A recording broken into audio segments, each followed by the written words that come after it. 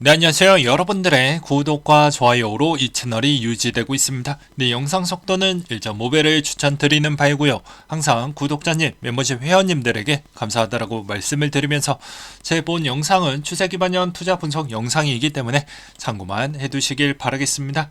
네, 이번 내용은 아무래도 리플 관련된 이야기를 좀 해보려고 하는데요. 친 리플 변호사 SEC 리플 소송 승소 가능성은 3% 미만이 될 것 같다 라는 이야기가 나왔습니다. 이번 소송에서 승리할 확률이 25%이고 SEC가 승소할 확률은 3% 미만이라고 밝혔습니다. 그는 분할 판결을 통해서 리플에 유리한 판결이 나올 확률이 매우 높다라고 이야기를 하기도 했었고요. 이는 2018년도 이전 XRP 거래만 증권에 해당된다라고 판결할 가능성이 높다라는 의미로도 덧붙였다고 합니다.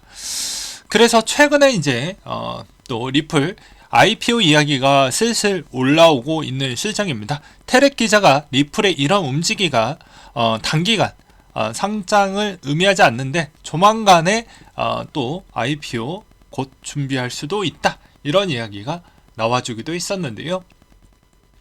한때 리플의 소송 타임라인을 한번 보도록 하겠습니다. 보게 되면 2020년도 12월 21년도 2월 달에 이렇게 계속 연달아 있었고 엄청나게 오랜 동안 이런 소송 기간이 계속 이어져 나갔는데요.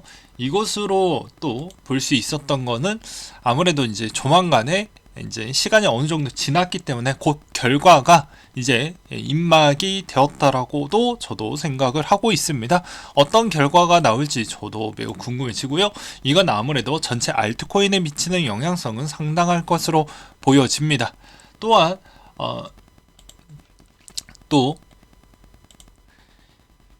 해당에 있는 또 결과에 따라서도 이게 벌금형 상장 유지 또는 상장 폐지 형태로도 갈 수도 있기 때문에 이걸 좀 보실 필요성은 있습니다. 그러니까 거래소들이 눈치껏 이제 미리 상장 폐지가 더 연달아 연속적으로 갈 수도 있고요. 오히려 재상장 등록으로 인해서 가는 방향성만 본다라고 해도 나쁘진 않을 것 같기도 합니다. 아무튼 이 결과가 빨리 나와야 주면 아무래도 이제 IPO를 통해 가지고 작은 부분을 어느 정도 해결을 할 것으로 보여지고요. 이게 만약에 해결이 된다고 하면 나머지 알트코인들도 덩달아 작은 부분을 이런 증시를 통해 가지고 어느 정도 좀 땡기려고 하는, 현금을 땡기려고 하는 그런 움직임을 보여줄 것으로 생각이 듭니다. 그러면 이제 여기에서 포인트는 리플이 이제 어떤 결과 값으로 인해서 이제 나스닥 지수와 이제 코인 시장과 거의 이제 비슷하게 움직일 수밖에 없는 연결적 고리 관계가 나올 수도 있겠죠. 어차피 리플은 가장 중요한 건 자기네들이 구상하는 상장을 하고 싶어하는 측면은 지금도 담겨져 있기 때문입니다. 그러면 벤치마킹을 하려고 하는 알트코인들도 마찬가지로 그런 움직임을 보일 수가 있기 때문에 그게 계속 많아진다고 하면 더더욱 커플링 될 확률이 매우 높아지게 되겠죠. 물론 이제 지금은 대장격인 비트코인에 있는 보유에 있는 회사들도 그 지분을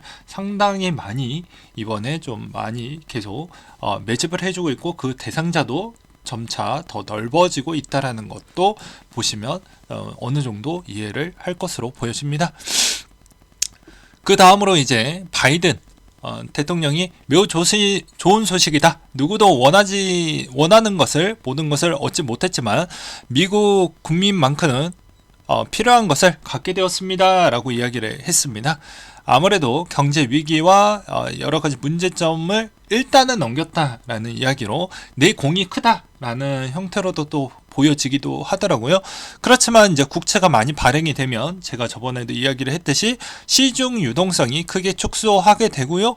그것으로 인해서 이제 시장에 따른 위축과 국면이 상당히 크게 될 것입니다. 그리고 금리에 따른 평균 동결 기간은 몇 개월이라고 했죠. 지루하고 똑같은 이야기 왜 하냐라고 하지만 머릿속에 기억을 해 두시라고 이야기를 드리는 겁니다. 가정의 부분에 이제 어느 정도 부채를 또 가지고 계신 분들 분들도 있을 거니까요. 통상 좀 평균 6개월 그리고 길어지면 1년이 조금 더 넘어가는 형태도 많이 있다라는 걸 꼭 기억을 해두시기 바라겠고요. 이제 다음 주 정도에 있는 6월 달에 이제 금리 결정문, 그러니까 제퍼슨이 이제 차기 부의장이 됩니다. 근데 6월 달에 스킵하고 지켜보자라는 이야기 저번에도 다뤄드렸는데요. 아마 이분이 부의장이 이런 메시지를 주었고, 그 다음에 이제 필라델피아 연은 총재도 거의 비슷하게 이야기를 했기 때문에 아마도 거의 6월달은 잠깐 쉼표 찍고 7월달에 이제 약간 우리가 조절할 수 있다라고 하면서 쪼꼬 카드를 조금 더 아껴 가려고 하는 그런 모습을 보여주지 않을까라는 생각이 들기도 합니다. 그 다음으로 개인 투자자가 중소형 AI주가 너무 많이 이슈화가 많이 됐고 언론 쪽에서도 많이 떠들어대다 보니까 모든 자금이 이쪽으로 또 직결화됐다라고 저는 생각을 합니다.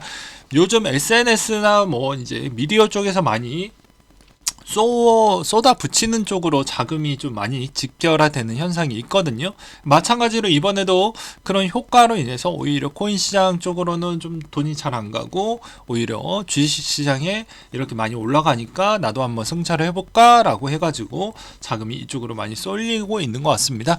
그 다음에 이제 좌측 제일 하단부 쪽을 보게 되면 중국의 리스크 관련된 이야기가 있는데요. 이것도 보게 되면 그만큼 중국의 상황이 별로 좋지 못하고 있는 실정입니다. 그래서 이제 최근에 중국 당국에서 부동산 이제 어느 정도 이제 이 정책, 추가 정책을 이번에 좀 꺼내는 형태로 이제 가려고 하는데요. 이것도 이제 그나마 어느 정도까지 효과가 보일지는 좀 더 지켜봐야 될 것 같습니다. 이게 좀 많이 영향을 끼치지 못했을 경우에는 한국 경제에도 좀 영향을 많이 받을 것으로 보여집니다. 그 다음으로 중국 지방정부 부채도 폭탄 돌려막기 중이다라고 하고 있는데 이거 어떻게 해서든 막긴 할 겁니다. 단지 이제 위안화 부분하고 이제 홍콩 달러 비중이 생각보다 많이 체력이 안 좋아지고 회복 속도도 상당히 느릴 것이다라는 걸 여러분들은 예측을 하시면서 투자를 하시길 바라겠고요. 그 다음에 이번에 기술주 자금 유입이 역대 최고치까지 찍었죠. 그렇기 때문에 이번에도 마찬가지로 돈은 이쪽에 많이 쏠려져 있다. 코인도 이제 인기를 좀 끌 수 있을 만한 대형 코인들이 한 번쯤 좀 크게 좀 올라와 준다고 하면 충분히 이런 자금의 유입도도 많이 이쪽으로 유도를 할 수가 있을 것 같은데요. 아직은 좀 아쉽다라고 저는 생각이 듭니다. 그 다음으로 톰리가 이제 과거 기반용으로 이제 나는 이렇게 좀 생각을 해보고 있다라고 해서 이야기를 했던 때가 있었는데요. 이때도 이제 보게 되면 S&P 500 기준으로 보게 되면 과거 기반형이 이때 인플레이션 가장 심했을 때 과거 기반형 때도 마찬가지로 조정이 좀 나와주었다. 유사하게 마이너스 27% 조정 나왔기 때문에 그 이후에는 덩달아 상승 여력이 비슷하지 않겠냐. 그러니까 1980년도 때 볼코 때와 거의 비슷할 것 같다. 뭐 이런 이야기가 또 나와주기도 했습니다. 그 다음으로 이제 개인 투자자들의 이제 이런 성과에 있는 자금의 차익 실현 물량도 나오겠죠. 그 돈이 과연 어느 쪽으로 갈 것인지도 좀 보실 필요성이 있을 것 같습니다. 그 다음에 이번에 비트코인 오디널스의 활성 유저 수가 역대 최대치를 달성을 좀 했다고 하는데요. 11 비트코인 트랜잭션이 BRC20 오디널스 트랜잭션이 감소했고 인스크립 되는 오디널 수량도 감소 중이라고 합니다. 활성 유저에 비해서 비트코인 체인의 NFT 거래량이 감소하는 추세라고 하고요. 오디널은 이제 끝물일까요? 라고 되어져 있는데 제가 이것도 누누이 설명을 했지만 그럴 확률이 매우 조저한 게 바이낸스 쪽에서나 이런 대형 거래소에서 이런 민코인들은 마지막에 불장이 오는 그 시즌에 맞춰가지고 한번 크게 이렇게 제팟을 터트려 줄 겁니다. 그러니 여러분들이 뭐 돈이 있던 없던 간에 제가 뭐라고 했습니까? 이것도 투자 전략이 이게 이렇게도 할 수 있다라는 걸 하나를 알려드리는 거고 그 보기 중에 하나를 여러분들이 선택을 하시면 되는 겁니다. 이게 그냥 뭐 이게 그렇게 뭐 유망할까? 뭐 이렇게 생각을 하실 수도 있어요. 근데 그냥 한 5만원, 10만원 정도는 해놓고 이게 갑자기 돌아왔는데 50만원으로 돌아온다고 하면 어차피 생활비 정도는 나오는 거니까 기쁘지 않습니까? 근데 이게 욕심에 있는 높이가 너무 높게 설정을 해놓고 여기에서 내 인생을 민코인에 다 바치겠어요 하면 이거는 좀 문제가 될 수는 있겠죠. 그러니까 적절하게 그 범위값만 잘 조정을 해서 베팅을 하면 크게 문제 없습니다. 위험한 거는 그냥 저렴한 돈으로 하시고요. 적게 저렴한 돈으로 하시고, 그 다음에 위험하지 않은 쪽은 약간 조금 더 물량을 더 많이 실어가지고 그렇게 분배 조건을 맞춰서 하면 이익률을 극대화시킬 수가 있잖아요. 그 다음으로 이번에 루나 클래식이 바이낸스 BUSD 마켓에서 상패가 예정이라고 합니다. 그 다음으로 이제 큰 고래들은 지속적으로 축적을 한다라고 하는데, 이건 이제 그 다음 시간에 좀 더 추가 내용을 준비를 해 놓은 게 있으니 그 이야기를 좀 해보려고 하고요. 그 다음에 200일 라인 체크를 지금 할 때인 것 같다 라는 이야기도 나와주고 있습니다. 마찬가지로 200일선 기준점으로 계속해서 터치를 할 때마다 이제 어느 정도 이 축적 기간이 좀 있었기 때문에 이번에도 마찬가지로 이 축적된 기간이 나오지 않겠냐. 근데 이때는 한 번쯤 터치만 하고 여기는 두 번을 터치를 했어요. 마찬가지로 여기에 몇 번을 터치할지는 저도 잘 모르겠지만 그래도 한번 이 시기가 어느 정도 기간이 지나면 다시 올라가게 되어져 있을 것입니다. 그 점을 잘 노리길 바라겠고요. 그 다음으로 이제 마이크로 스트래티지가 비트코인 보유량의 손익분기점을 근접을 했습니다. 마찬가지로 비트코인 누구나 다 들고 가고 있죠. 국가든 기관이든 고래든 뭐 채굴회사든 그 다음에 우리가 알고 있는 어떻게 보면 메인 금융업 쪽이나 자산운용사나 뭐 우리가 알고 있는 핀테크사나 이런 쪽이 많이 가지고 있죠. 이런 것만 그리고 또 일부 분실된 코인들도 꽤 있고요. 그리고 제한된 코인에 있는 개수만 본다고 해도 상당히 매력적인 자산이고, 그 다음에 러시아 우크라이나 전쟁에 있었을 때도 금은 무겁고 운반 수단이 상당히 조조하는데 이건 간편하게 용이하게 가져갈 수 있다라는 것입니다. 그렇기 때문에 마이크로 스트래티지도 비트코인을 잘 차곡차곡 호구 소리를 많이 들었음에도 불구하고도 차곡차곡 이렇게 모아가는, 성실하게 이렇게 위로 올라가든 내려가든 상관없이 계속 모아가니까 어떻게 됐습니까? 평단이 상당히 많이 내려갔죠. 이 손익분기점이 생각보다 많이 내려갔다라는 것만 본다고 해도 그 다음 불장이 오게 되면 마이크로 스트래티지에 따른 평가와 주가는 상당히 달라질 것으로 보여집니다. 여러분들은 과연 어떠한 투자 성향과 어떠한 투자 패턴으로 하고 계신지 한번 지난 몇 년 동안을 되돌아봐서 무엇을 실수를 했고 거기에서 어떤 깨달음을 얻었는지 잘 한번 생각을 해보시길 바라겠습니다. 투자라는 건 정답이 없습니다. 자기 스타일이 잘 맞아야지. 남이 가르쳐 주었던 필승법이 나랑 잘 안 맞을 수도 있는 겁니다. 그래서 제가 미디어에서 떠도는 모든 정보량은 많지만 그걸 편집할 수 있는 기술이 정말 중요하다고 했죠. 편집하는 그 기술. 그래서 그걸 잘 체득을 해서 내 것으로 만들고 그 내 것으로 인해서 이 매수와 매도 패턴을 더 가장 중요한 시점에서 빠른 시일 안에 상황 판단할 수 있을 만한 그런 걸 연습하고 또 연습하라고 이야기를 많이 했죠. 이게 계속해서 쌓이다 보면 정말 유용하게 써먹을 수 있는데, 사람이 특히나 한국 사람들이 성격이 급하죠.